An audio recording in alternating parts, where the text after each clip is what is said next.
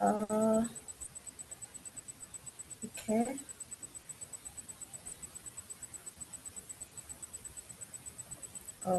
Fernandez, are you here?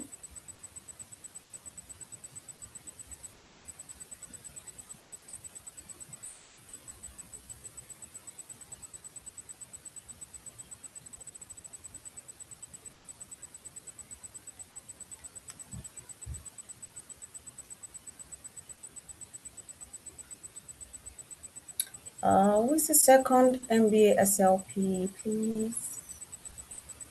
Oh, okay. That's Okay. fine. That's a human being. So let me make you a co-host. No, don't worry. I'm Okay. already a co-host. I actually want to make myself a host. You want to make yourself a host? I'm already a co-host. I want to.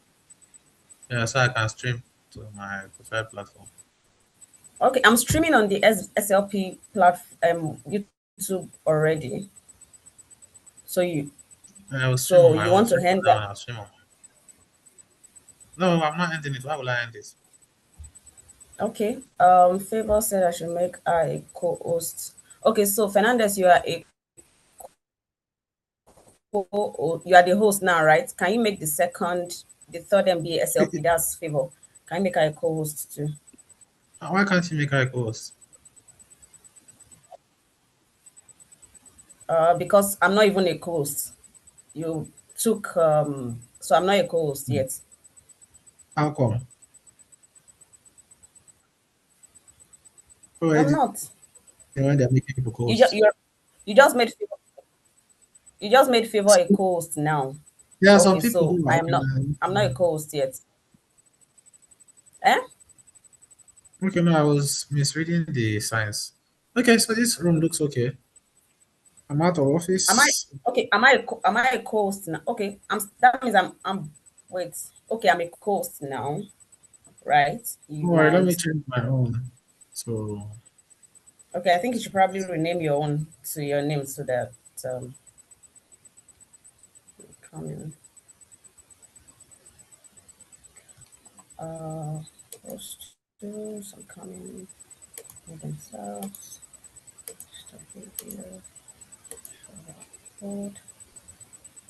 Okay. okay, so you can hear me. It's okay. The network is good, Abby.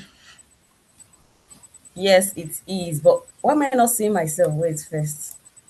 I'm not seeing myself.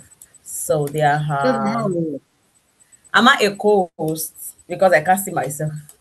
yeah, co-host. See, okay, I'm coming. Okay, so Favor is the one that's muted, so you are unmuted. okay, so what preparation do you need? You don't need any preparation now. What's Um, going to happen during this session? you are the facilitator. I'm your moderator. I will introduce the session. The section chair is not here yet, so if she were here, I'll have introduced her and she will speak. And when she's done, I read your bio, introduce you, hand the floor over to you. Mine is just from that point going forward. Mine is just to do housekeeping. But what if she's Post not stuff there? in the What if chat. she's not there? What if she's not there? Who's going to do opening remark? Okay, that would have been you, but since but since you're speaking, that means no opening remarks. So I'll talk and then I'll introduce you. He will do the opening So, remarks now. oh, okay. Then Shop please don't forget to talk about our guidelines. Although, favor, we need to talk to our IT people. Those are guidelines are not uploaded on our website anymore. Oh, the new site. Yes. Okay. Now look at the people that So are registered. I'm quite impressed. I'm not with the number, yeah, but in terms of the it's capacity it's of people. 300. There's more than 300 persons. And I just resent a mail to everyone around 1:15. Trying to send something. okay, so for me, it's even the quality of people, right? Yes, I saw some really interesting names Yes. on the list. Um, So yes. Olusola Adegomire. Yes. yeah. Oh, you noticed that? Yes. Now. I saw her too. It's Kehinde Buraimo. I don't think you noticed that one. He's a pastor. There's only Aribisala. I'm not sure I know who that is, but Um, okay. there's the guy from Sierra Leone. Uh, Oh, really? yeah,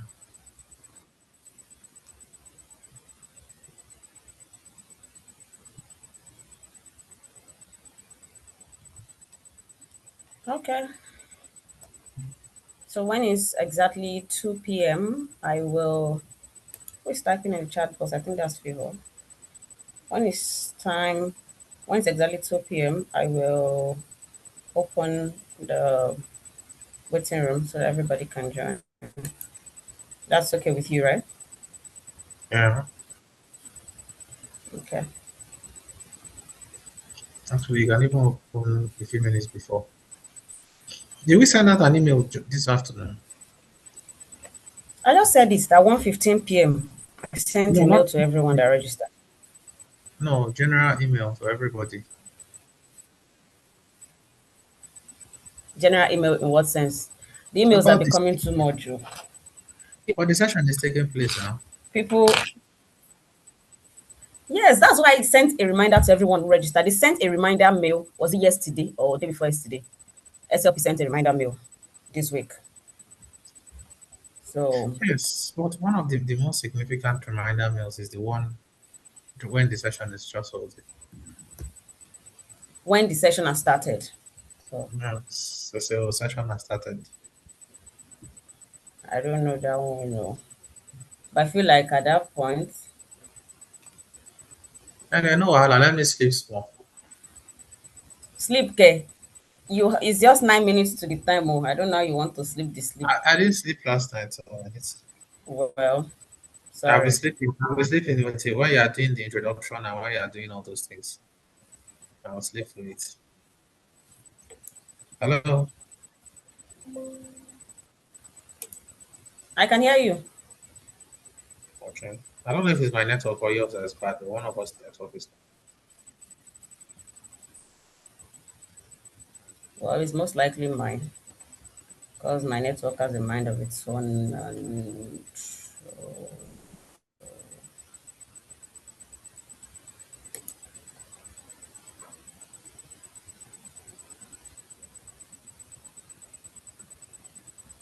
coming.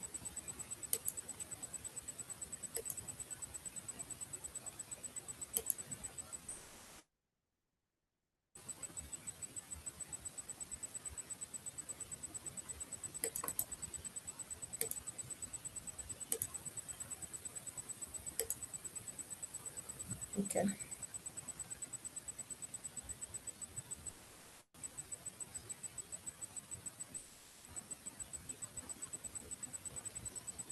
So, do you? Are you? Oh, how long? How much time do you need for your presentation? Well, the actual presentation is likely going to take 90 minutes, but I'm going to Okay. cram it into um. No, I'm going to try and cram it into as short as possible. But Okay. what I think I will need is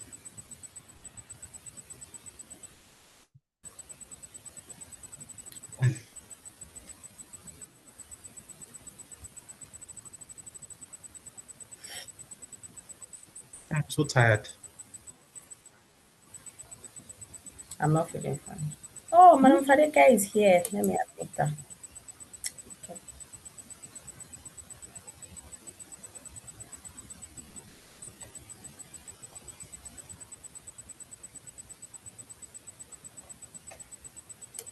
Mm,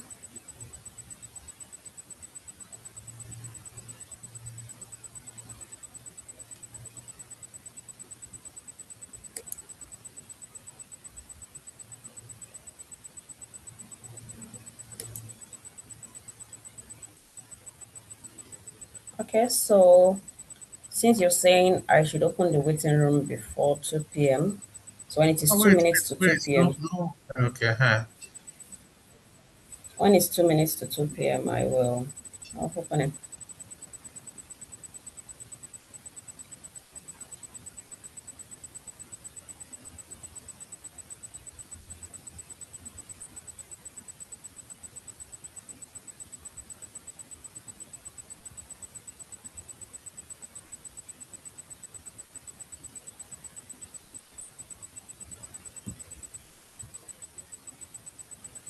Oh man, I need to sleep. I Don't need to worry. sleep. I also feel I also really need to sleep. I need to sleep. I need to go and look forward to it. So, once I'm Like just waiting for the session to be. I slept till I was awake till 5 o'clock because I had trial in court today, and I had this matter. And then some a justice of the Supreme Court invited me for his birthday yesterday night, and I could not say no. So as I was there So you till went night. to have. So you went to have fun. I mean, it In was short, fun, yeah. It was fun, but in still, short, fun is why you ended up not sleeping. I mean, I did not have a choice. It was an obligation. Finished, went back to my house, started working on the slides. Um, Unfortunately, Claude design was giving me problem. I was timing out. Oh,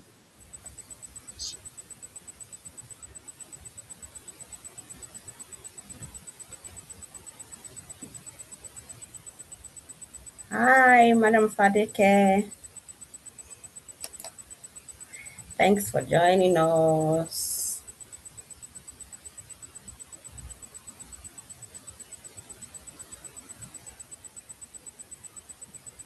Madam Fadeke.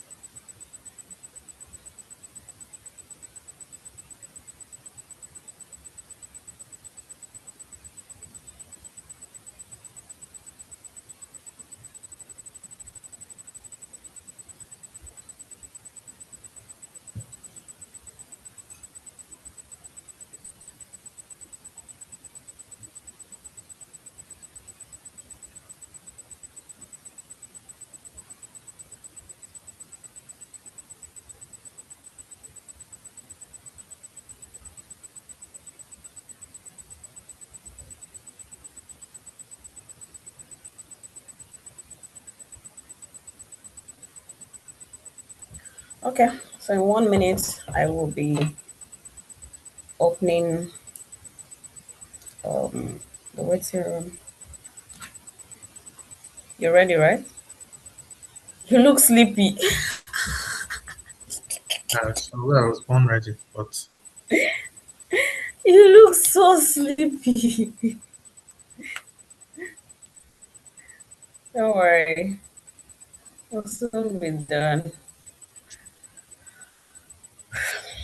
I'm also trying not to look sleepy. So 40 people in the waiting room. okay, all right. So I am opening it now. Submit all.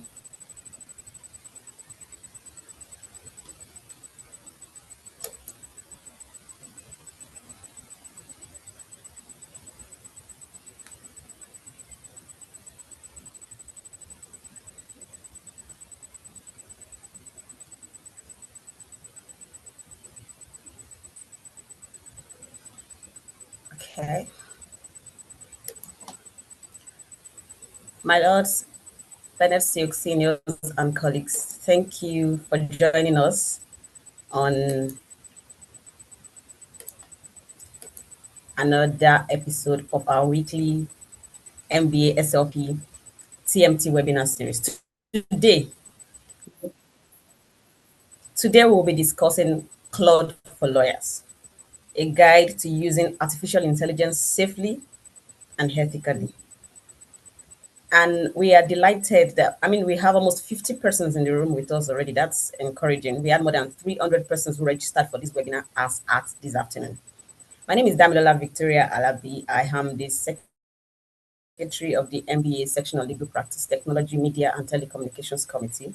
And I'm delighted to welcome you. On behalf of the chairperson of the section, the chairman of the committee, who incidentally happens to be the facilitator of today's session as well, I am welcoming you. Thank you for joining us. Thank you to all our usuals who have been here almost every week since the TMT series started. And as you're well aware, you'll get good value for your time today. Again, before I introduce our speaker for today, a few housekeeping rules. First of all, in the chat box, there'll be no need to type in your Supreme Court number and other personal details. Details needed for your CPD certificates have been collected at the point of registration. This webinar is being recorded. The webinar is also being streamed live on the MBA SLP YouTube channel. So you can go back after now to catch a replay of the section. So on this note, I believe we are, yes, it's exactly 2 p.m. and I believe we're ready to start. I have the pleasure of welcoming our speaker for today, Fernandez Marcos Obiene. And with your kind permission, I'll take a very short bio of Fernandez. Fernandez Marcos Obiene is a legal technology and policy expert and currently serves as the special assistant to the President of Nigeria on justice sector reform and ICT/digital and innovative technology. He works at the intersection of law, governance, and emerging technologies, with a strong focus on justice system modernization and dispute resolution reform. He chairs the Technology and Law Committee of the MBA section of legal practice and plays active roles in national and international legal developmental bodies, including the Federal Justice Sector Reform Coordinating Committee and the International Bar Association's Presidential Task Force on Artificial Intelligence. Fernandez has contributed to arbitration and dispute resolution policy through his leadership in legal innovation, the drafting of justice sector reform bills, and the review of the Nigerian national policy on Justice 2024 to 2028. He's a co-founder of the legal startup WeCreate.com, which builds tools for legal practitioners, and he has authored a book, Law and Technologies, exploring the evolving intersection of law and technology. With a practice background in litigation and arbitration from his time as partner at SEDAC Attorneys, Fernandez brings a system-level understanding of how technology and sound policy can improve the effectiveness and accessibility of arbitration and other reforms of dispute resolution. Ladies and gentlemen, please make welcome our speaker for today, Fernandez Marcos Obiene. Fernandez, the floor is yours.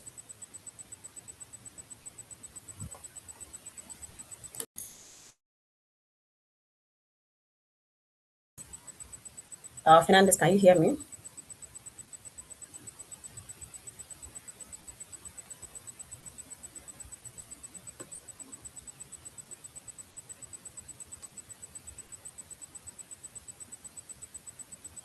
Okay. Seems Fernandez is frozen. I can see he's making attempts to rejoin. Apologies, just give us a few minutes. I'm sure he's going to address that shortly.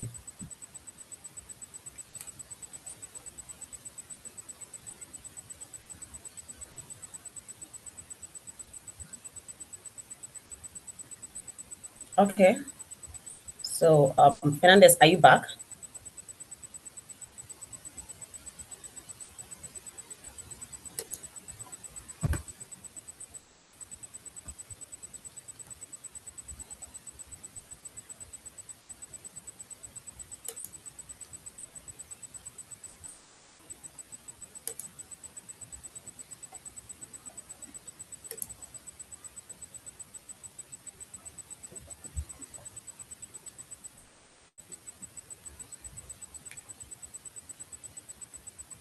It's such a funny thing, the way the computer and technology works, right? Fernandez, can you hear me Yeah. now? Are you Since back? Damilola was talking, I was joining, I was laughing, I was joining the conversation, I was excited. And the moment she mentioned Fernandez, my network went off. Well, thank you all very much for attending this session. Now, the thing we have to talk about is quite long, and we have only about an hour.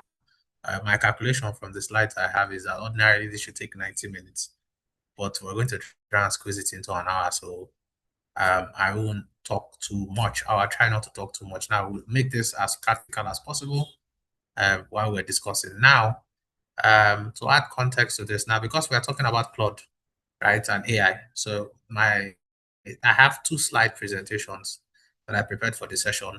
One I created using the Claude app itself, and the second one I created using Claude Design. I will describe, okay, now let me describe the process. So I had my thoughts on what I was going to do. I asked Claude to give me a sort of what do you call it, outline, and then I completed the outline. After adjusting the slides, and I put it back to Claude to prepare a presentation using what the information I fed it, and it gave me a longer version. I caught. Oh, sorry. So just one moment. Let me try and switch net.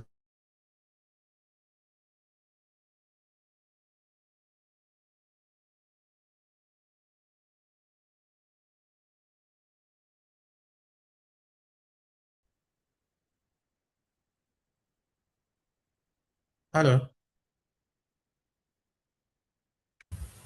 Yes, I think you're back. Okay. No, so I just switched network. The network. So what we did, then I uploaded it to Claude Design, then I uploaded it to Claude. So we have two presentations from two different apps using the same. I think the starting point of this conversation is, hold on, I want to try and share my screen.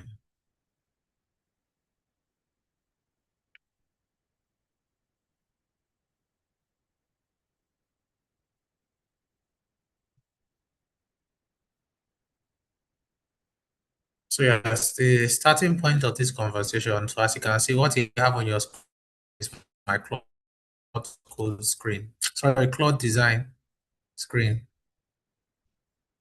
So this is what it looks like, etc. So Claude design is available for paid users along with Claude code. So this game now, that means everybody had access to be able to read text. It wasn't only for the people who could access the more expensive ones, but almost everybody could read. Then we had the internet information, everything passed, and now we have artificial intelligence. I'm going to try and rush. Sometime early this year, Anthropic, that's the parent company of Claude, issued a sort of a document showing the organization on Claude is already taking now, and the ones that is likely to take in the future. I just want to show you what it shows us. I want to show you a snapshot. Okay, Fernandez, your audio is breaking. Fernandez, your audio is breaking up pretty bad. If you can hear me. So this is what Hello, it Fernandez, can you hear me? looks like. Hello? Now, if you look at it, the blue bar show you what it can do, while the rest show you what it's already currently doing. Now, number 6 on this list, sorry, number 5 on this list. Yes, yes, I can hear Hello, you. Fernandez. Yes, your audio is breaking up really bad. Your audio is breaking up really, really bad.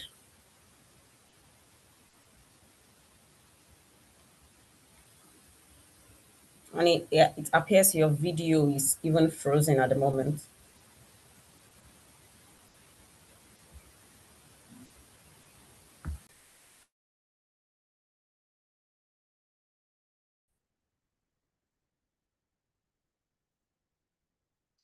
Is it any better now? Let's go on and hopefully there's an improvement. Okay, so earlier this year, and I apologize for it. I'm actually not in my office because I had to go to court and I had another meeting. The network is. So sometime early this year, Claude released Anthropic, which is a parent company of Claude, released a document that showed those jobs that AI is likely to take is likely to take.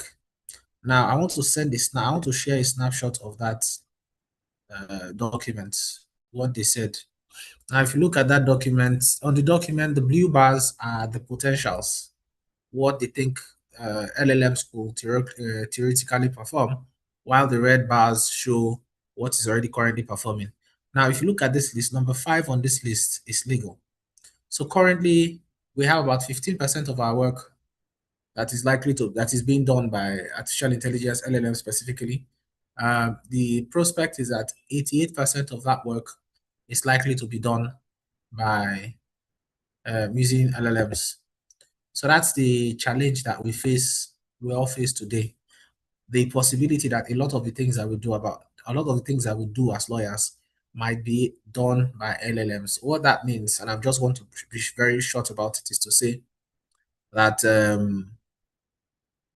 you still have work. I mean, the nature of the work that we do will now be different. So maybe that will change the work, but certain aspects of this our work will continue to exist. So our solution, as I've always said, is to learn how to use AI, because the thought is that AI is very good. Humans are very good, but the best of them is AI and humans put together. When both of them work together, you get exponential results. That being said, now let me go on to the first slide. So what we're going to be discussing at this session is a number of things. The first one is we're going to be looking at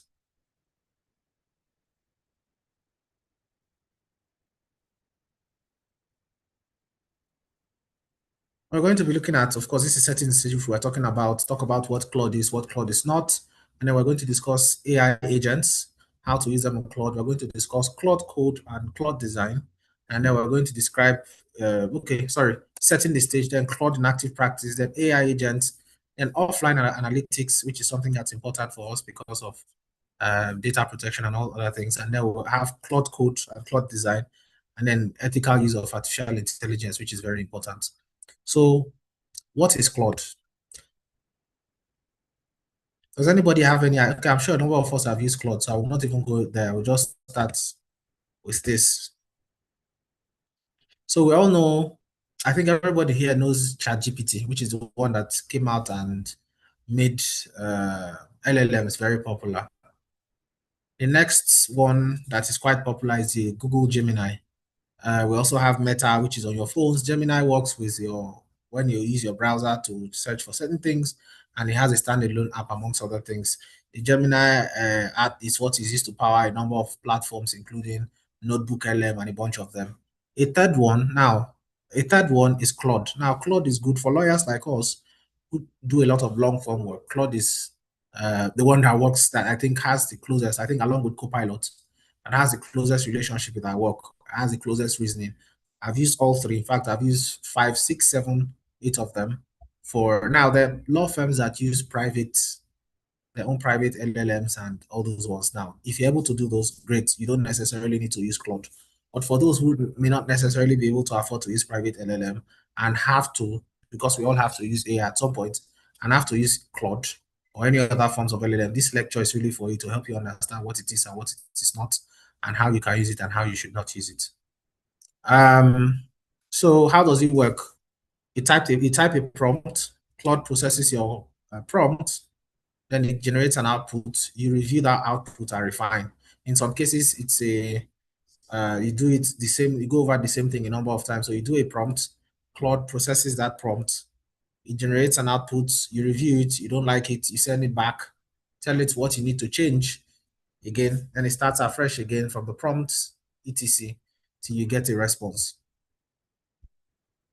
Now, what are the things that, as lawyers, why is Claude useful to us? It can be used for long form drafting, some of which I'll show later.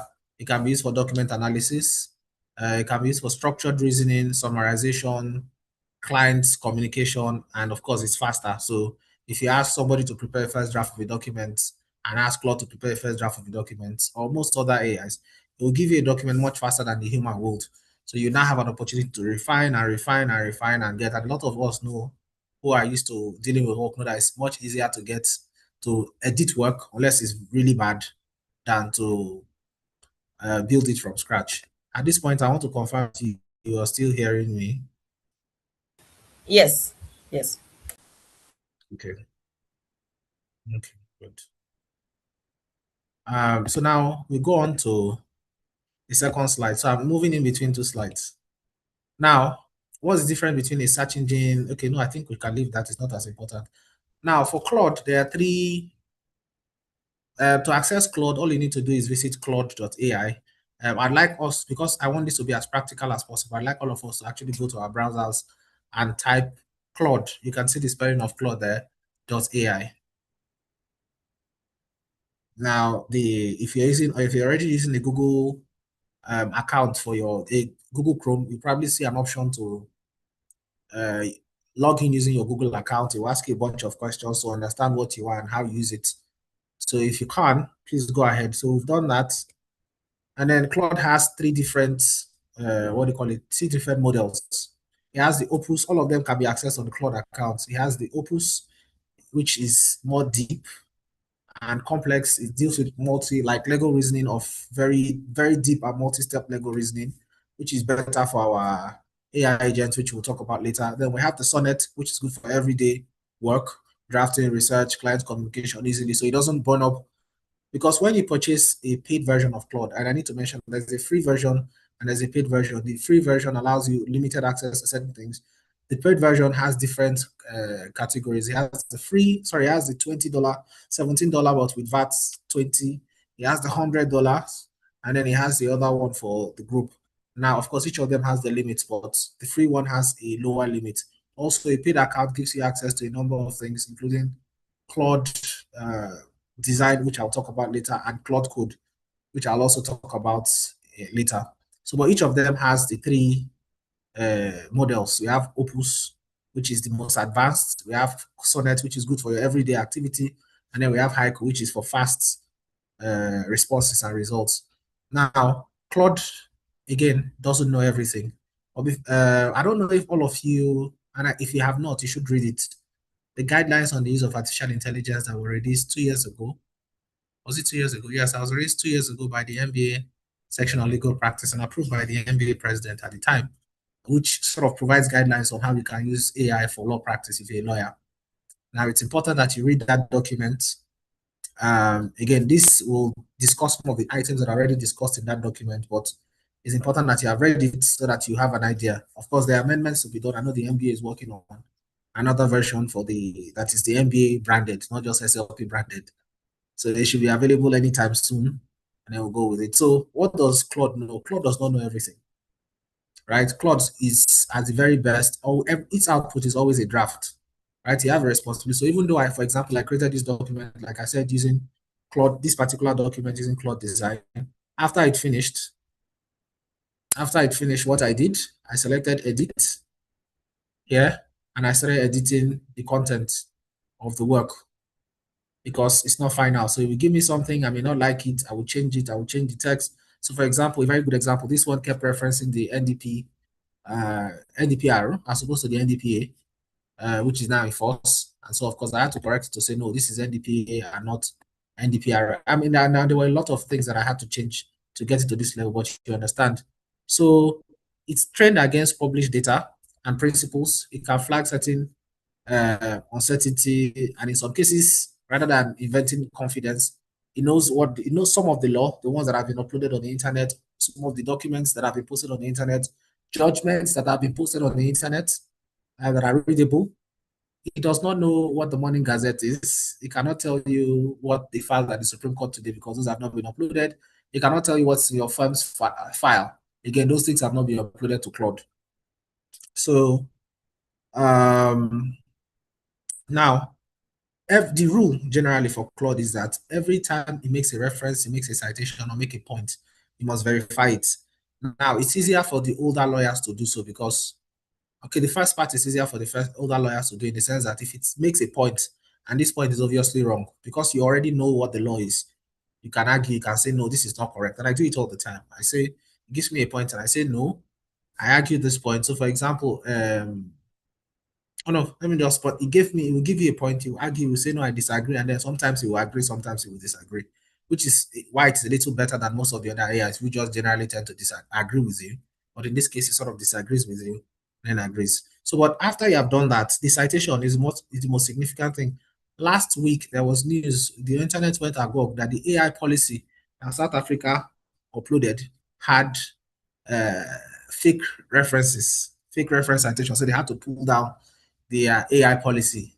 So it's important that I imagine how embarrassing it is for the entire country that your AI policy is has wrong citations and use AI. So anyway, so that's something. And for us lawyers, it can even have further devastating consequences, including it can lead to questions of being disbarred, question of professional issues really attributing to your practice, amongst other things. So now let's use Claude in active legal practice. Now, I've mentioned some of the ways that we can use Claude. We can use Claude to draft documents. We can use to do research. We can use to do so. To set the pace, I want to tell you how. Let me open my Claude this thing so that we all see what I'm doing. Oh no, let me leave it at this one. So when you want to prompt, I'm assuming that all of us here have opened our Claude device, our Claude on our system, and are ready to take action. Because the next one is now to actual activity. Please, I need responses. I need to know that people are listening to me. So you can you can give me the thumbs up or you can say anything. Use the chat box too. Okay, so I'll continue. So we're getting to the interesting part, I'll show you. So now let's go on to how we can use Claude in active legal practice with live demonstration. So to start off, there's what we call the race. In order to get the best out of Claude, you have to establish certain things. The first thing you want to do is you want to establish a role.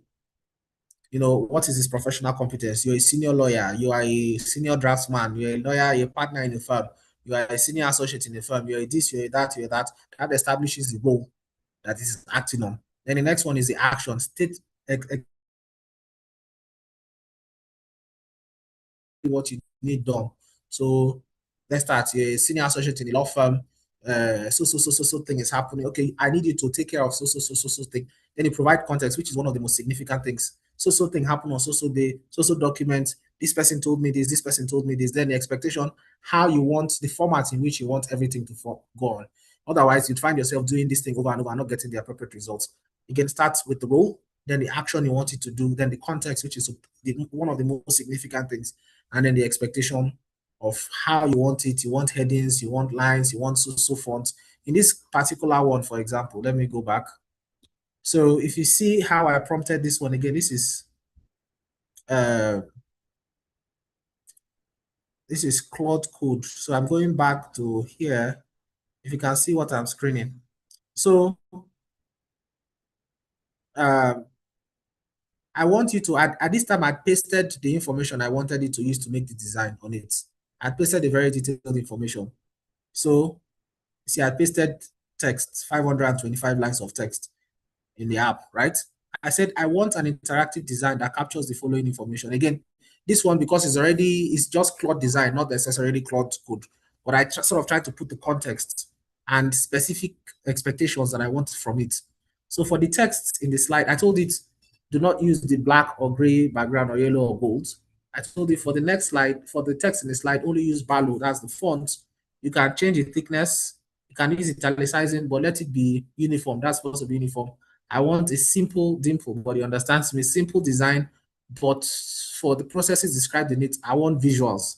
Use photos where as appropriate in the slides. I want motion. So this is me, this is essentially my expectation.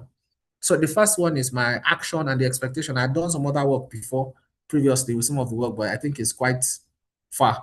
But this is where we are now. So you see, I have the action and then I have the expectation. So I put a lot of it, so it gives me as much as possible close to what I want than what I'd ordinarily gotten. Otherwise, you get a generic response to what just get a generic response that is almost the same thing as what the next person will do when he gets it. Again, recall in this case, I posted already 520 something lines of instruction that I had given it along with other things. So this is a sample indemnity clause I want to draft.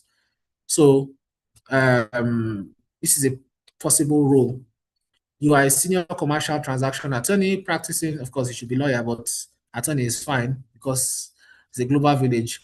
Practicing Nigerian law with expertise in technology and telecommunications contract. The action, review the following indemnity clause and assess its risk profile from perspective of blah, blah, blah. And then you paste the clause that you want. Again, there are some issues that relate to privacy that I think we'll talk about, not that I think that we'll talk about later. And then you now put the expectation similar to what I've done. Structured assessment covering one key risk exposure, unusual market provisions, three specific, So I put that one, and then this is what I would ordinarily have gotten, or say something that I would have gotten. The key risk exposure, uncapped, blah, blah, blah, blah, blah, blah, blah. This. Another sample is, okay, so the same thing, this particular one give us, we talked about risk exposure, unusual provisions, and three red lines here, the three red lines as we discussed. So another one, so this is a brief, they have a 10-minute call. I want to do a brief to the senior partner on a particular case. You're a Nigerian litigation associate again. This particular short one has all the things together. You're a senior associate, summarize. So that's the role. This is the action. Then this is the context, right? And then the expectation is now contained here. Your summary should be as follows, blah, blah, blah. And then you have pasted the judgment text. So it now reviews it and does it in the way that you want. So you say case name and citation, etc. Otherwise, we'd have a generic one that may not necessarily answer the things that you need. So if you say something, for example, give me a briefing on this case, I just paste the case, you get a very different response from what you'd have ordinarily gotten if you had done it in the race version. Another example again, I'll leave the slide, so you don't necessarily, if you're screenshotting, you don't necessarily need to do that. You can actually just enjoy the class. So again, this one, draft a client advisory for telecommunications company. Following regulatory environment, there should be blah, blah, blah, blah, blah, blah, blah. So that details. Hello, can you still hear me? Yes, I can. Okay. Okay, so I have to be sure that I'm not talking to myself all this time.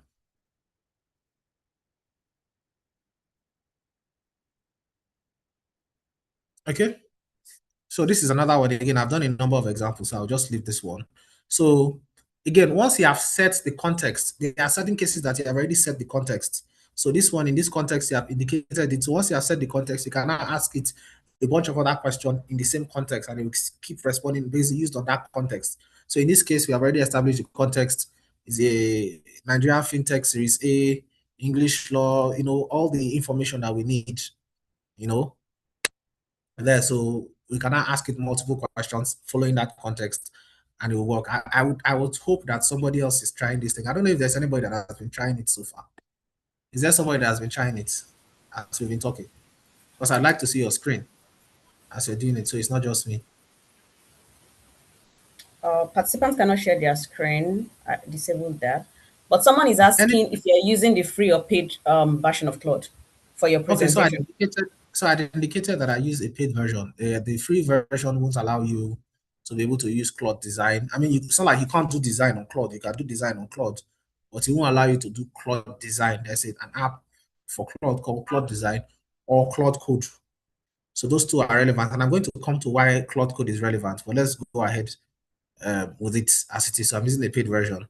So I'll continue although I think we can take the questions after. I just wanted to see somebody's screen to be sure that everybody is following me. Okay, so the next thing, what is AI agents? So one thing to ask Claude AI, and there are more advanced levels of agent, but it's one thing to ask an AI to find this thing. It's another thing to give it a series of tasks that is supposed to do. So if A happens, do this. If this does not happen, do this. If this happens, do this. So you give it a number of how do I say, layers of what do you call it now, tasks. So in that case, you are using it for agentic purposes. Now, what we're going to do with this our class is going to do the most simple version of AI agent.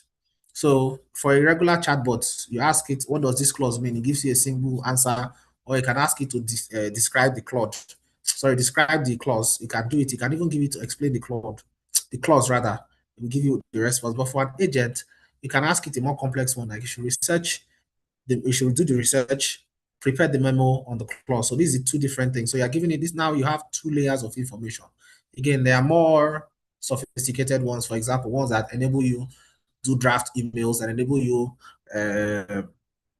manage flight tickets that even on your system is reading your screen and providing answers for you. But I want to leave it to at the base level as much as possible so that we can all follow for the class. So what it does is, oh, I don't know why it went back. So what it does is you have the action, you have told it what, so you are giving the first instruction, then the second instruction, then third instruction, then it comes back. So it provides sort of like a loop. So anytime so thing happens, you do this, you do this. So this is a sequence of steps. You do the draft. The first one is, again, I'm using a sample.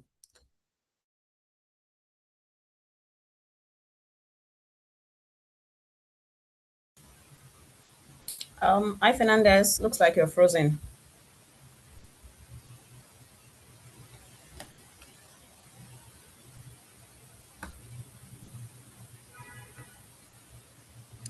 Identify three Oh, clauses Fernandez, you were most frozen likely to for be a bit. rejected by the unexperienced VC. Yes, I understood that. I paused. Okay. So the first part of the agentic work, you have done the first work, which is to draft. Then the second one is to identify. Then the third one to redraft. Now, part of the instruction they are giving to the agent is that do not proceed to step 2 until step 1 is complete. So in this case, you are giving it some level of autonomy to take a second step after it has taken a first step. So giving it one step, you're just using it. So this is the basic idea of what an agent will do. So for example, you tell an agent, go read my browser, check for flights, book any flight that is below 20,000 that is going to so place, or check for emails, and then give me a draft response for any email that does so and so. But if you have not seen, if you're not able to access the email, don't take any step in part two. So you're giving it some level of autonomy to say, do this. If this works, then do this, then do this, then do this. There are various ways of setting it. Some of them involve using Claude code. Some of them you can use it just Claude, etc. So it's important that we now at this point come back and be more careful.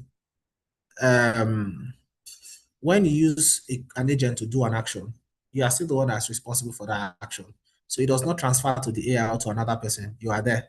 The second part is that the way our profession works, as with almost everything nowadays, is that there must always be a human in the loop. So what agents tend to do Claude agents, I'm not sure about other agents, but what Claude agents will traditionally do along with Claude code is usually creates checkpoints. But if it doesn't, as you're doing it, you create checkpoints where you need a human, For example, do a legal opinion, reviews all the case file in this document, do a list of this thing, review all the case file, then send an email to so person. But you should have an approval checkpoint where I say before you send the email, get approval. Otherwise, you just go ahead and then you send things with fictitious emails, fictitious things, etc. Then some of these things are reversible. So, for example, there's sometimes people have asked agents to manage the entire email, and then sometimes it has deleted the entire emails, and there's nothing you can do about it. Sometimes he would have sent out email and then you start taking steps to recall that email, but it's too late for that for most of the time. Then you have to define exactly the privilege that the agent may or may not ingest.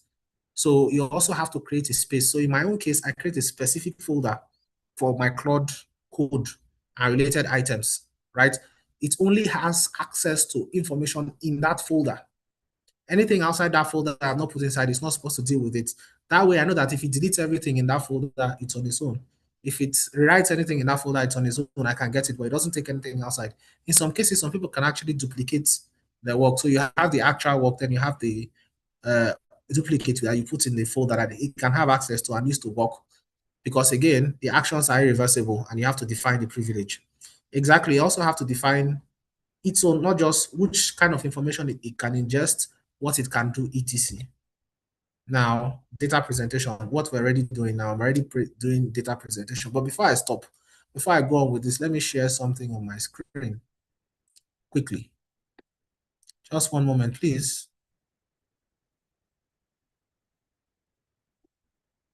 Hmm.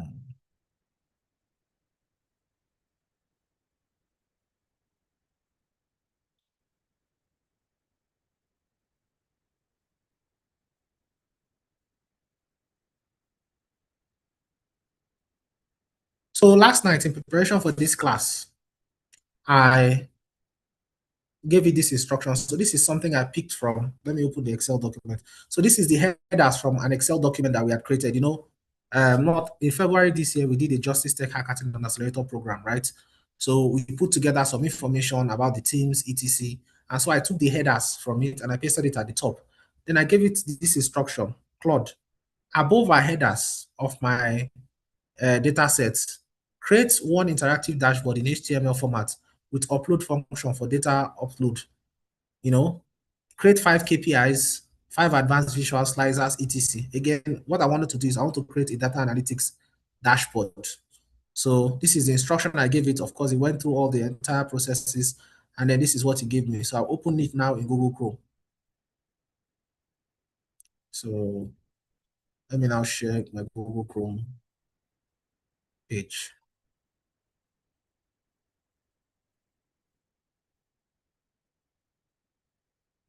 So this is the result it gave me. This is the evaluation board. So I'm going to be able to upload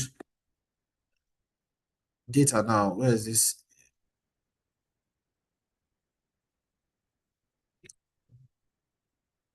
So I want to upload data. I want to upload data on this one now. So again, this is all Claude. But before I continue, this app that I've created is not on my, it's not on Claude anymore. It is now on my desktop. Let me share the entirety of the screen so you see what I'm talking about.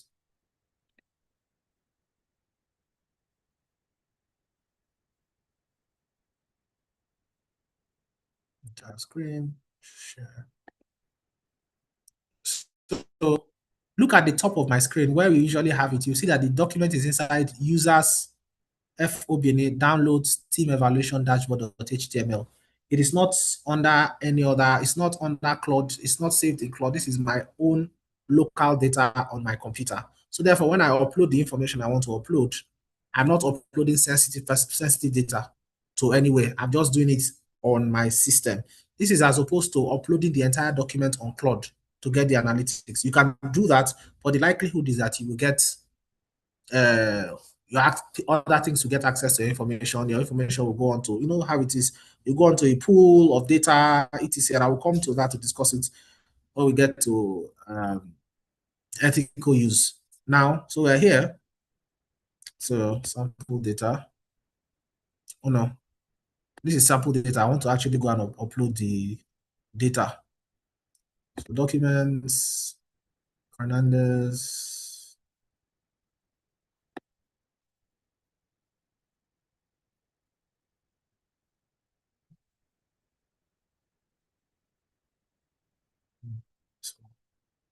Okay, so this is the document I need.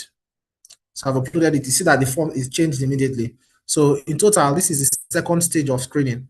In total, after we had removed the first people who thought were not qualified. So it has created an analytics dashboard for me that told me the total number of teams, the overall average, the top score for the teams, which is 90, and the person who scored it, the average scores, how many people are better than the average scores. I can filter these things by maybe doing different tiers. The elites, the top 25%. See, this information has changed. I can filter it,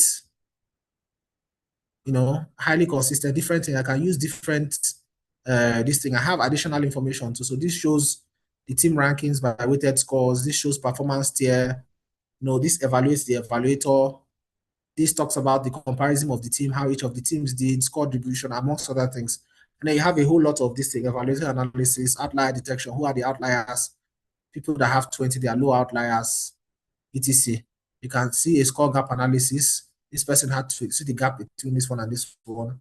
Again, so you can create any, to be honest, a lot of analytics work that can be done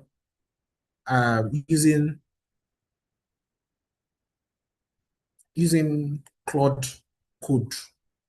You know, again, what I have done is I have not put the information on Claude.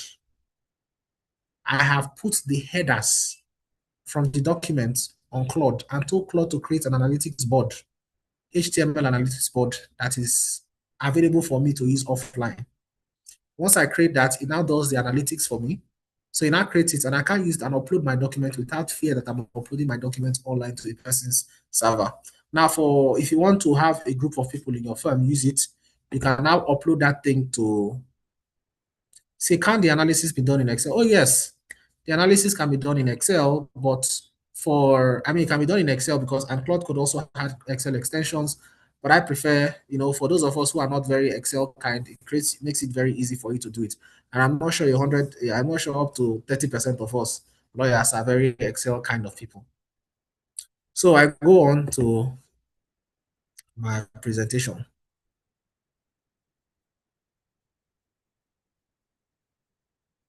So, like I said, when you type in a client information into or anything, the data may be stored in Anthropic servers outside your control. And this is not just for Anthropic, it's not just for Claude, it's for all the other AIs that are online. So it can be stored in Anthropic servers, it can be outside of course, outside of the firm's controls, and it's governed by their own consumer policy that's left your hands. It can be used to improve future models, which means that information that you've given, they can use it and put it elsewhere.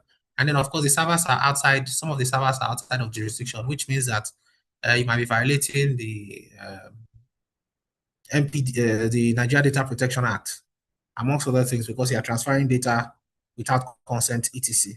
So the point is not to avoid it, but to ensure that you are not putting out your information on Claude. So the presentation dashboard I showed you was one of the ways that you can do it. Now, again, if you, this is another one. This is for, so there are now ways that you can actually manage Claude. I mentioned one of them, which is a presentation dashboard, but there are ways that you can actually manage Claude without putting the information online.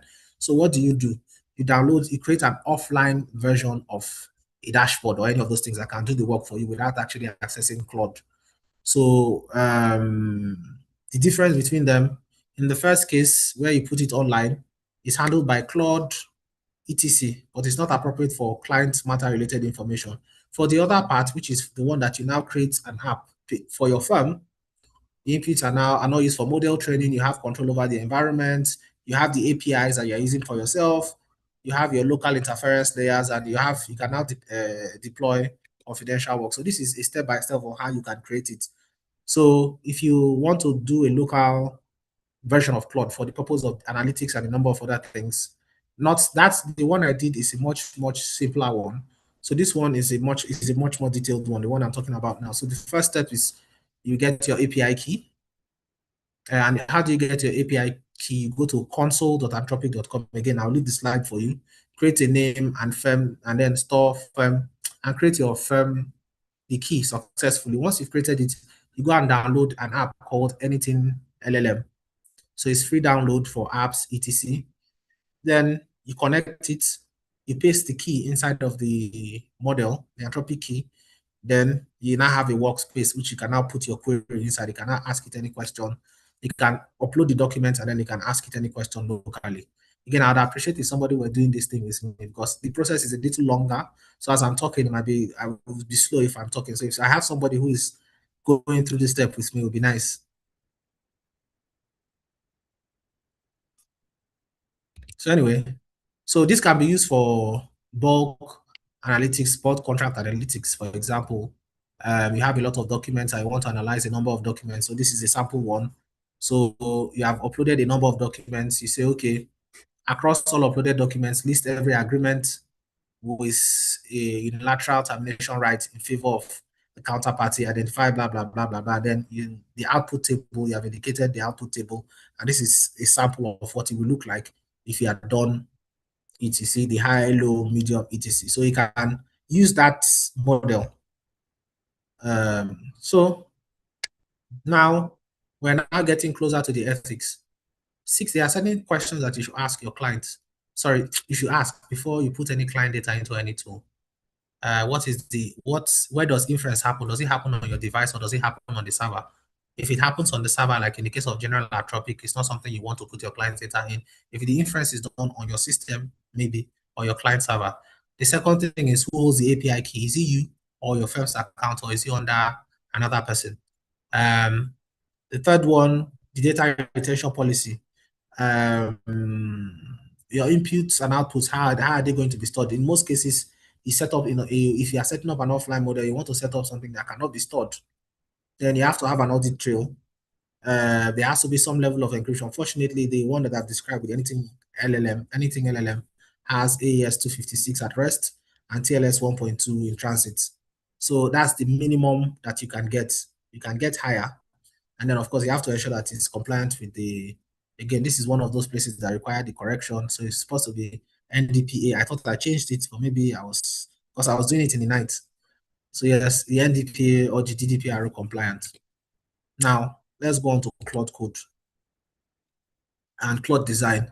So Claude Code you can actually do most of the things you need to do with Claude and Claude Code without actually downloading any other app.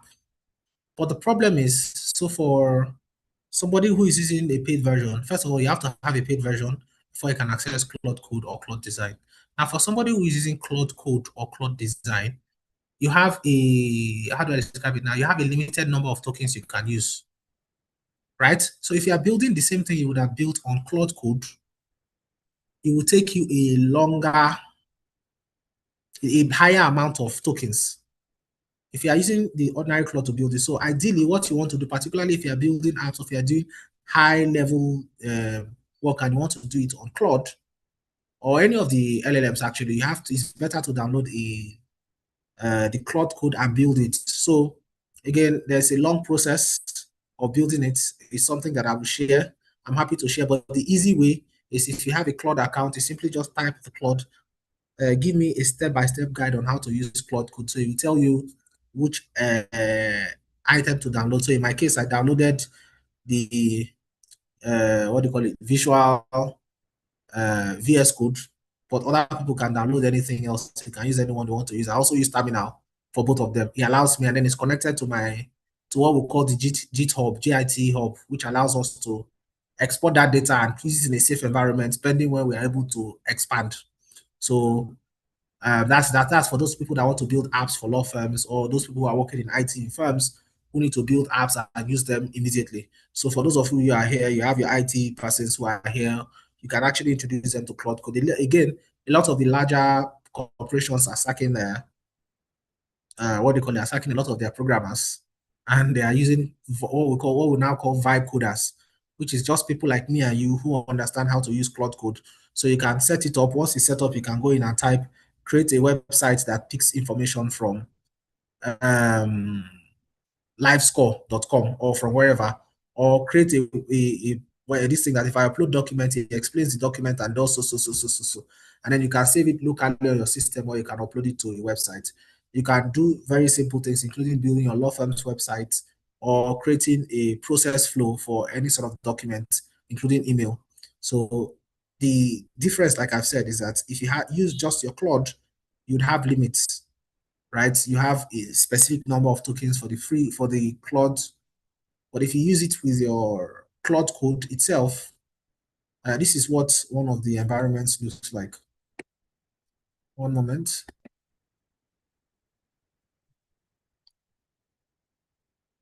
One moment, please.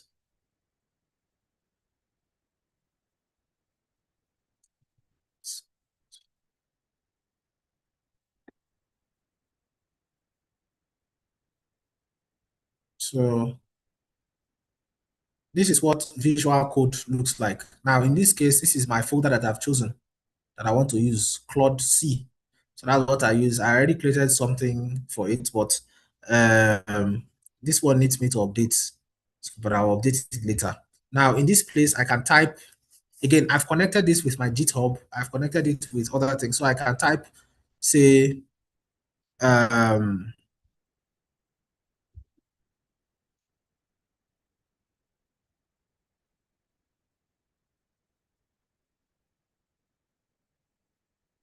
of course, I shouldn't be typing football, but okay, that checks.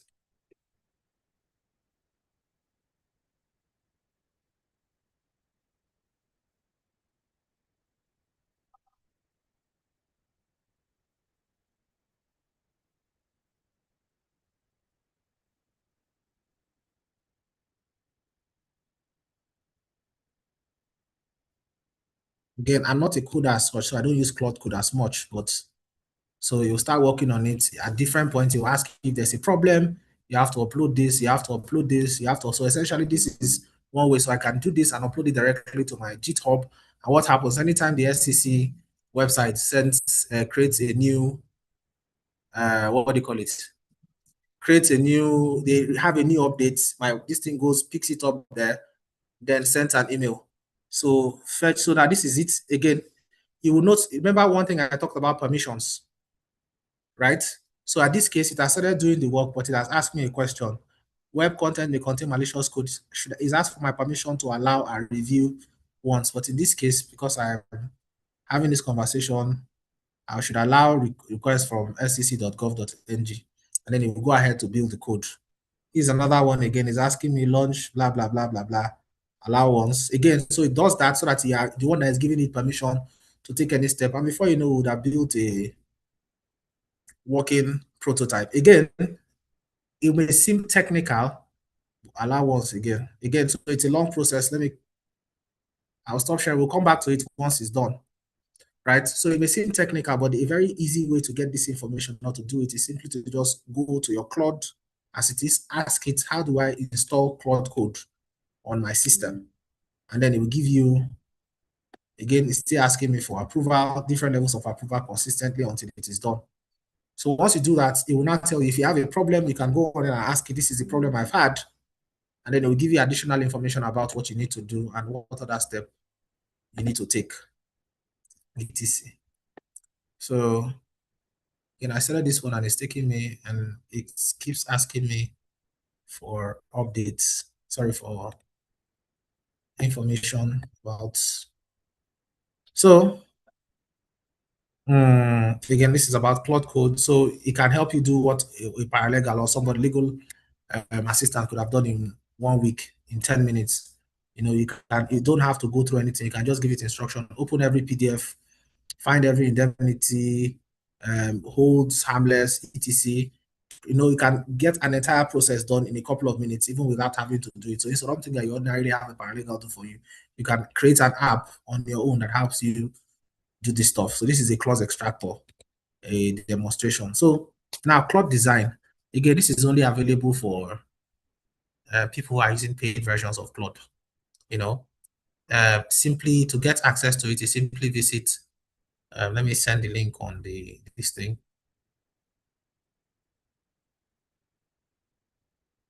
Everybody.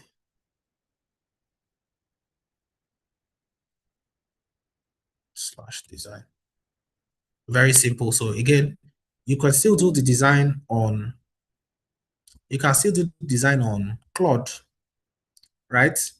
On the regular Claude, but it's much better, much more sophisticated, much more professional if you do it on Claude Design. But Claude Design is in better version now. So there's still some upgrades that has been done, but it's better than doing it on regular Claude.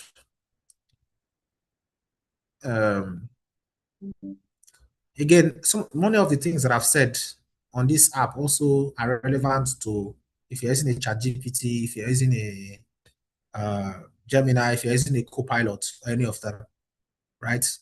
So this, you can use it for slide decks, for example. You want to do a presentation to your clients about so thing, you just put all the information and give it, and then it designs that exact thing that you need it, and then you can make adjustments as appropriate. The next thing is, and this is the most significant ones for all of us, is how to use AI ethically. Again, I'm sorry that I've rushed. Unfortunately, this is a 1 hour. Maybe we should have broken this session into 1 and 2. So maybe next week or the upper week, we'll do the part 2 where we'll talk detail. That would have allowed us to do a lot more practical work here. Now, using AI ethically. Now, there are 6 ethical risks that you have while using AI. The first one is hallucination. Like I said, a whole country, South Africa, their AI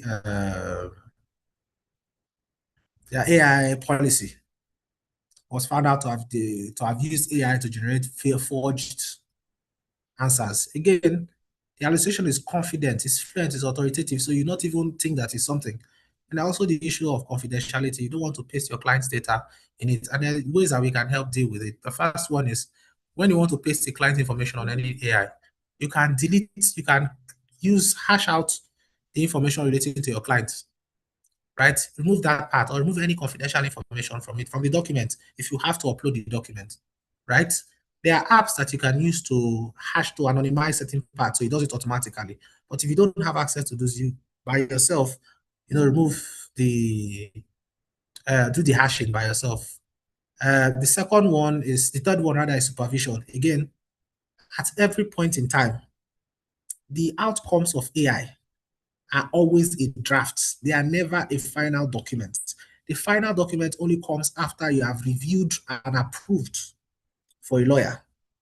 So, and this applies to all associates, whether senior associate, partner, etc. Then there's also the automation bias, which is that, because it's already done, computer has done it, you assume it's correct, right? Which is not. No, even though it sounds confident, it is not. Review it, look at it, change it, right? Which is why it's important that before you use AI to do something, you have an idea. Or assuming you don't have an idea, which I don't encourage, do your research on everything that Claude says. Because once it says something and you put it out there, there's nothing you can do about it. Then there's the transparency. So, this is the one that is a bit more, do you need to tell your clients that you're using AI or the type of AI you're using? This is one that is a bit more that some people are, but the more increasingly we are using it, the more acceptable it is. It's better that you tell that I used it, although some people can argue that you shouldn't. And there's the issue of bias. Again, this information that uh, AI is all information. Whatever is posted on it, even though it reasons and gives out, it's likely going to reason and give out based on the information it's received. If you received information about English law, it's going to deal with English law. If you receive information about Nigerian law, it's going to give you things that relate to Nigerian law. If you receive information relating to anything, it's going to give you based on that what it has left. It's just like a human being. Somebody who lives in um, Canada, for example, is likely going to reason from a Canada's point of view, right? It's going to reason from a Canada's point of view and not necessarily the Nigerian point of view. So it's important that you understand that these things are not necessarily correct. And there are also elements to the certain aspects of other people's life that we don't want to impute into our own Nigerian life or our own individual law firms and life. So it's important that we review and ensure that if we are training AI, we should train it on information that is large enough, and we should be aware that there's possibility of bias. So we don't give it 100% opportunity to make decisions. Yes. uh, Claude, if you use it well, if you don't use it well, it will sit down on the chair and tell you, yes, this is the detail. In fact, only yesterday I was reviewing, no, let me not say it, but it's very often that you find that it will give you, again, he's doing a good work, you have done a good work, you have imputed, sometimes he wants to support your position, so he will give you any information that you need. So, for example, in this case, you give what is the ratio of the Nigerian case of Olusegun Adewale versus Federal Republic of Nigeria on the admissibility of electoral evidence. The team will give you everything that makes it look like it's an actual thing, but it may not be the work, which is why at the bottom of every AI, you see Claude may make mistakes. So verify it's not just Claude, it's all of them that they use. It lets you know that it makes mistake. So it's not that it's being dishonest, but it's how they work. They do pattern continuation, etc. So it's important that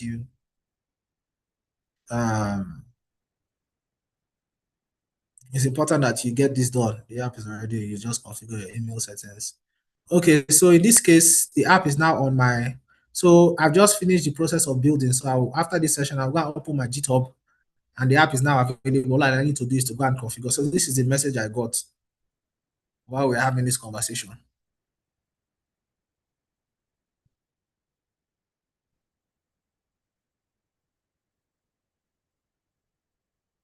So again, just from the text, so see all the work it had done. Now it has the current status. Server is running at port 3000, successfully detected 5 initial posts from SEC, email sending logic implemented, needs valid credentials, web interface functional, automated monitoring active. The app is ready to use. So I need to go and go and deal with my app that I've just created in the course of this. So let me go to, hold on. Let me go to, where is it now? Models. So I just, one moment, I'm trying to open the folder that it is, so I can get my information and share with people happily.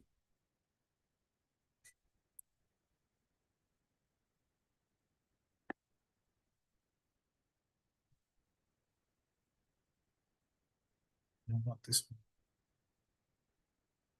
No. Balance much.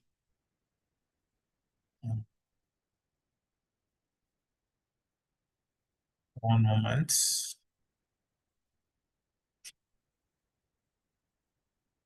I'm currently just opening the. Hold on, let me just show you. Okay.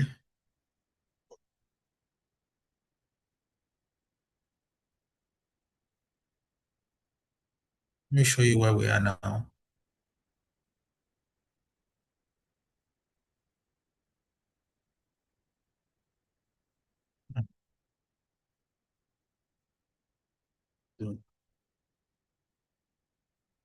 So this is um I remember I told you that I have a Claude C, an app that for this thing. So I've opened here and this is where I am now. If I select this, it has taken me to, let me show you the screen that is now open.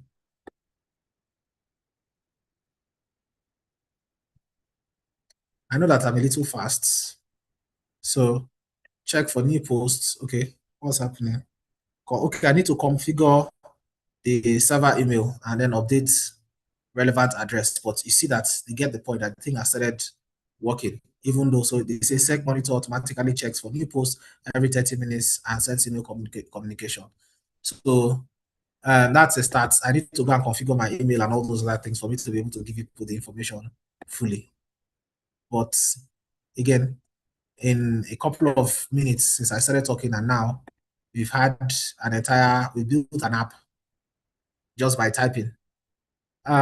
So that's about this thing. So there's also the issue of, like I mentioned, confidentiality and supervision. If you would not say something in a public place, please do not type it into a consumer AI. You can type it when you have done something locally that you want to work with, but never through a consumer AI. The duty to supervise applies equally to humans, associates, and AI tools. The way you'd ordinarily review what your junior associate will do before you send it, review what AI will do before you send it or use it. I'd mentioned automation bias, accepting output because it's fluent, structured, and confident is wrong. And then this is a sample confidentiality transparency claim, which I will share. So the same point about biases, models are trained on history and they absorb all the inequities and the biases there. So there are things like discrimination, criminal sentencing. One of the most significant examples is if you have been sentencing Black people or people from Niger Delta or people from Ajegunle or people from Ikoyi for a particular purpose, you'd find that very likely when the person indicates that the person is, for those judges, for example, that might use Claude, you find that when the thing sees that maybe a person is from Ikoyi, then the person is likely to have committed so crime. And so that affects all those other things, amongst other things. So these are the 5 documents that every law firm or legal organization needs or department needs. You need your AI use policy, which describes the permitted use, what is permitted, what requires senior review, and what is prohibited. You also need a verification protocol. Who verifies and what are the sources and how do you record the verification? The next thing, you want a client disclosure template. Again, so people have said that this is unnecessary, but you can have a standard language for it that expresses it, particularly for certain kinds of clients. And then you have to have data classification. There are data that are green that you can put on AI. You have to have amber, red. Amber, you may not, you have to be careful. In certain circumstances, red, do not put at all. And it must be unambiguous. Then you also have to have incident response plan. So if something happens, something postpones, what do you do? Who takes the step? What is the escalation method? How do you inform the client? What do you do? Each step you must document it. You don't have to wait for it to happen before you start dealing with the problems. You have to deal with it at the end. So there are certain things that, okay, I think I've come to the end of my lecture, actually. So I've tried to cram everything into less than an hour, 1 hour actually. So there are 3 things you need to do this week.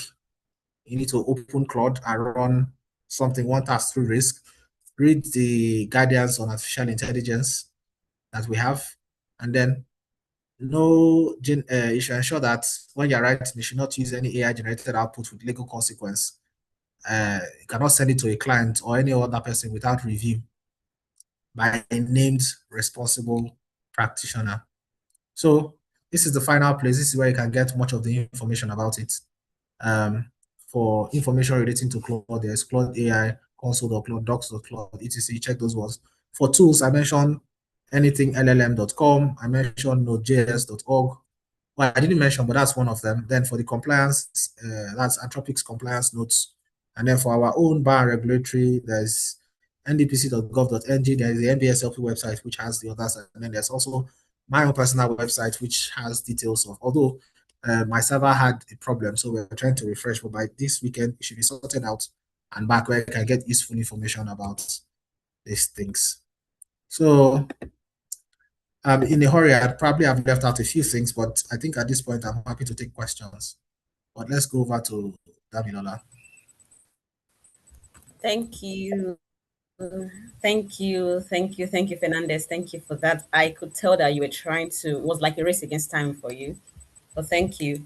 Now, before I take some of the questions I saw in the chat box to our esteemed participants, there's been several requests as to the possibility of having the slides shared after the session. So, Fernandez, are you open to sharing the slides with attendees after this session? While you're Yes. answering that, okay. Yes, Okay, this weekend.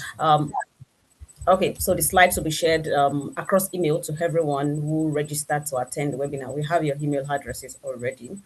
Also note that if you take a look at the chat box, the guideline on the use of AI for legal practitioners has been shared repeatedly. That's one of the guidelines developed by the MBSLP 2 years ago. We are hoping that there's going to be a review shortly. But for now, that's a working document that your law firm, as a practitioner, that you can work with in your adoption of AI as in provision of your legal service. Also, okay, so now I'm going to look at the question. I remember someone asked if you could use Claude to build a website. So I think you should answer that.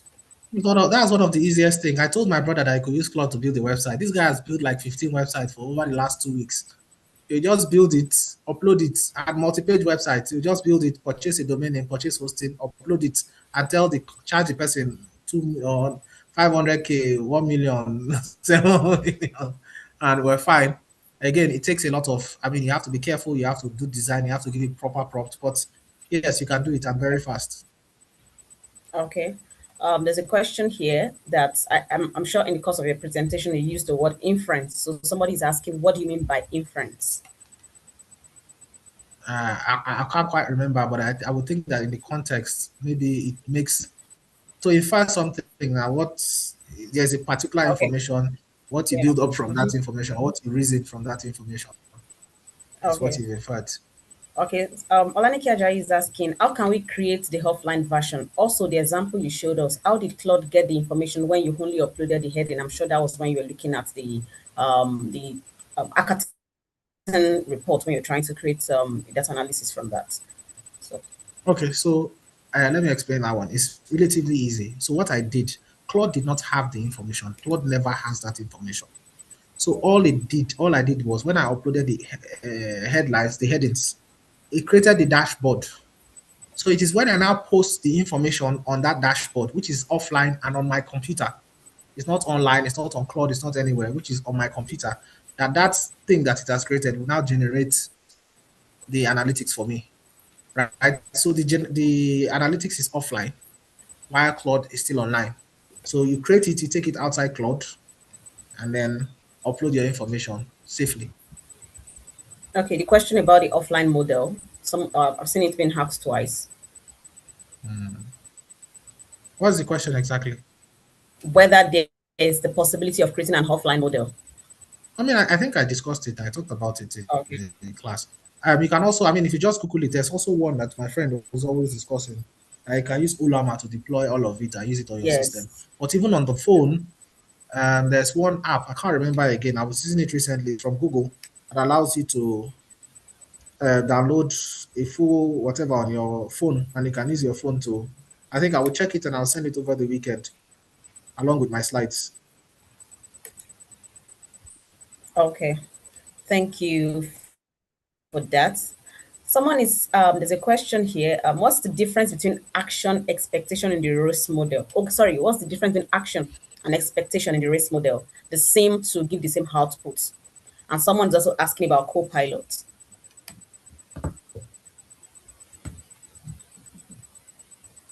Did you get that?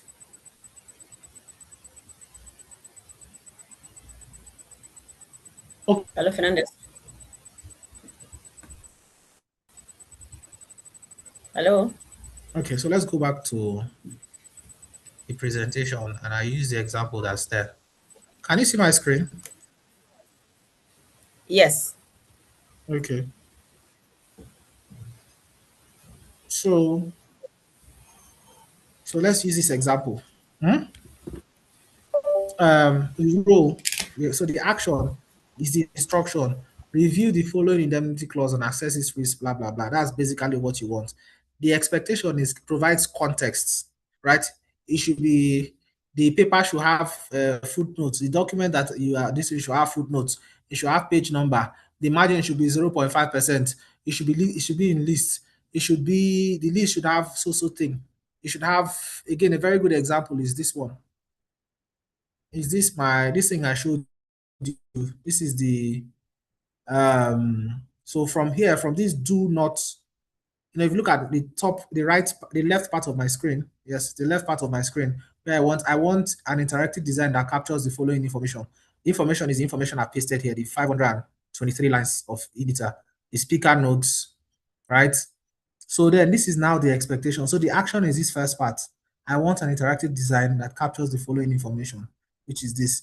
Then the expectation, do not use the black/gray or yellow or gold, which is what almost any slide presentation you use AI to generate nowadays comes in those colors. So I say don't use those. For the text slide, use only, as for the text in the slide, use only Barlow. Again, because it usually has a specific font style that it uses. I've forgotten the name, but that's, it has a specific font and I don't want to use that. So I decided to use the one I like. Then you can use thickness and case, but let it be uniform. I want a simple design, but for the process described in it, I want visual. Use photos as appropriate in the slides. I want motion within the slide. So that's the it's not context now, it's the expectation, what I want the results. So the first thing I want you to do is I want you to create a slide, right? That captures information. That's the action I want you to do. But the expectation, what I need that slide to have.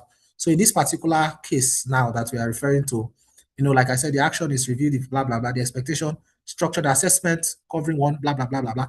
And so this is what you now get. I hope I've answered the question. Yes. Okay. So there's one other question here. The person is asking for Claude, what's the subscription in terms of cost and duration? Okay, so it has 3 tiers, 2 for individualized. There's the Pro, there's Max, then there's hold on, this is, so let me now still share my screen so I show you what my own Anthropic is. Okay, unfortunately I closed it. Right, so the Pro is $17. When you add VAT, it gets to $20. The Max is about $100. Then there's the 114, which is a different amount. Then there's also now the enterprise version that you can now negotiate specifically with them and then get the plan size. But that one is monthly. The subscriptions I've referred to is monthly. But you can do the annual subscription, which gives you discounts. I do the monthly subscription. Okay. Then the same person is asking, the app you created in the course of this presentation, is it the regular app that we can use on Android and iOS devices?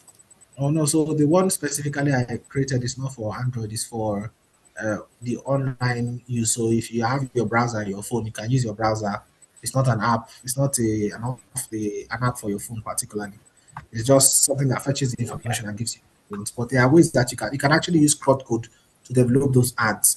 But then you now have to upload them to App Store, Google Play Store, etc. iOS. Yes. Sorry. Okay. So for those who are asking for the list of apps you used in the webinar, the tools, it listed that, I think that's the last page of the presentation. Yes. The speaker has promised Yes. that over the weekend he will work on the slides and they'll be available. So for everyone registered to attend this webinar, you will have the slides over the weekend or latest early next week. So you can be rest assured of that, so that at your convenience you can go through everything. And for those who would like to catch a replay, there's a replay of this session and all previous sessions in the TMT series on the MBA SLP YouTube channel. So you can take your time to carefully go through the video and probably work with it then while you're practicing. That might be a lot easier for the learning process. So you can always catch a replay on the YouTube on our YouTube channel, and the slides will be available. And someone is asking, what kind of legal work can you do with the unpaid cloud, and what um, other types of tasks can you do with the paid version? I think it's just the case of premium and standard thing. But then Fernandez, yeah. I mean, it's not that difficult. Now. It's just you get a very limited usage, and then you don't get an option for such apps. So you can do almost every legal work. Although I Okay. generally don't want people to do Are you legal answering work that? with any free version. Yes, I'm answering. I say, although I Okay. generally don't like people doing legal work with free subscription, I prefer that if you're doing legal work, use a paid version of anything, you have better security, etc. But you can do some of the things like the research and other things, you can do it, but you don't get as much. Um, it's not the value of the work you get is not as good as getting a paid version. Okay. Thank you for that. And so one more announcement, please, there'll be no need to type in your Supreme Court number and other personal identifiers in the chat box. That will not be needed. For the details needed for your CPD certificates were collected at the point of registration. So far, I think we have addressed all the questions um, that arose from the course of this presentation. The replay will be on YouTube. The slides will be shared next week. And yeah, next week we'll be having another session in the TMT webinar series. So the interesting thing is, for the whole of this month, we are devoting it to discussing the use of technology, how lawyers can really deploy technology. So you should keep an eye out for our session next week. Next week we'll be talking about transcription, minute writing, AI assisted documentation. You don't want to miss it. We hope that you join us again next week for another session of the MBA SLP TMT webinar series. So, Fernandez, I don't know if you have anything to say by way of your closing remark or comment. Oh no, I've spoken too much. I'm fine. I think everybody is. I've done a lot of talking, Okay. so I can drink water. Thank you. But thank you all very much Thank for the you. time. Again, everybody that attended this session, almost everybody paid or attempted to pay, which means that you Mhm. consider it valuable. So I thank you for the confidence that given us to say, okay, yes, we trust what you do, and therefore we're going to pay to do this work. We're going to continue to provide more and more value. Please continue to join the MBS LP to access all our activities. We have other committees. If you visit mbslp.org, you get the information about all our events and everything we do. Do well to register, be a member, attend our conferences. Very soon in Abuja, we'll be having a physical conference as well as one in Lagos, a physical committee session as well as in Lagos very soon. Yeah. So be on the lookout. Well, be on the lookout. Thank you. Okay, so be on the lookout for all the several things to be on the lookout for. And Yes. we hope that you join us again next week. We hope that you join us again next week. Once again, my name is Damlola Victoria Alabi, and I'm the secretary of the MBA section on legal practice, technology, media, and telecommunications committee. We do this every week, where we have subcommittees in the committee hosting webinars on issues surrounding technology, media, telecommunication, energy, and trade. So we hope that you join us again next week as we for another engaging session. Don't forget, you can catch a replay on YouTube. You will get the slides in your mail early next week, all things being equal. And don't stop joining the MBSLP. So see you next week. Enjoy the rest of your day. Thank you.